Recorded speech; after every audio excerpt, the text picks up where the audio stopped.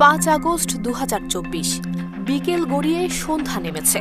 এমন সময় শেখ হাসিনাকে বহনকারী একটি বিমান দিল্লির উপকণ্ঠে হিন্ডন বিমান ঘাঁটিতে অবতরণ করে। শেখ হাসিনাকে এক কাপড়ে আশ্রয় দেয়া ভারতের তখনও ধারণা ছিল বড়জোর 2-1 দিনের জন্যই আতিথেয়তা দিতে হবে দীর্ঘদিনের এই মিত্রকে।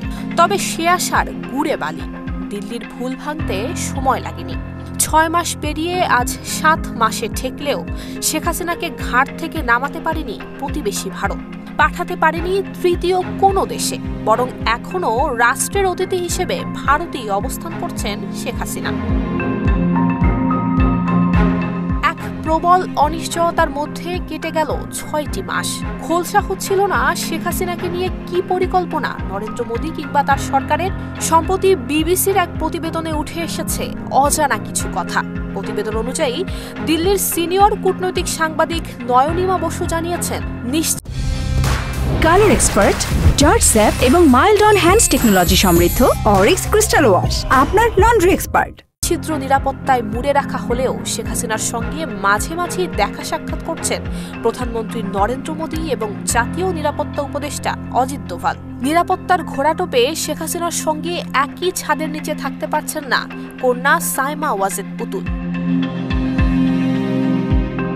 ভারতের সিনিয়র এই সাংবাদিক আরও বলেন, এই 7 মাসে আমরা দেখেছি বাংলাদেশের প্রাক্তন প্রধানমন্ত্রী শেখ হাসিনাকে অনেকবার সোশ্যাল মিডিয়াতে স্পিচ দেওয়ার একটা অ্যালাউয়েন্স দেওয়া হয়েছে। এমন নয় যে উনি এখানে চুপ করে বসে আছেন, তবে ভারত সরকার এটা নিয়ে কোনো মন্তব্য করেনি। কিন্তু আমরা এটাও দেখেছি যে তারা শেখ হাসিনাকে অ্যালাউ করেছে যাতে উনি সোশ্যাল মিডিয়া প্ল্যাটফর্মস ব্যবহার করতে পারেন, সেটা এক্স হোক কিংবা ফেসবুক হোক। ওনার যা বলার আছে তা বাংলাদেশিদের কিংবা আওয়ামী লীগের সাপোর্টারদের উদ্দেশ্যে সহজেই বলতে পারেন। সোশ্যাল মিডিয়া ব্যবহার করতে পারলেও শেখ হাসিনা তার পরিচিতজনদের সঙ্গে স্বাভাবিক যে মেলামেশা সেটি একেবারেই করতে পারছেন না। অন্যদিকে তাকে সোশ্যাল মিডিয়ায় দলের নেতাকর্মীদের উদ্দেশ্যে ভাষণ দিতে অনুমতি দেওয়া হচ্ছে, এটা যেমন ঠিক তেমনি গত মাসেই ভারত শেখ হাসিনার বক্তব্য থেকে নিজেদের দূরত্ব বাড়িয়েছে।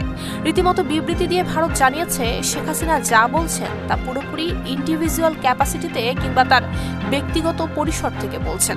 এর সঙ্গে ভারতের অবস্থানের কোনো সম্পর্ক নেই।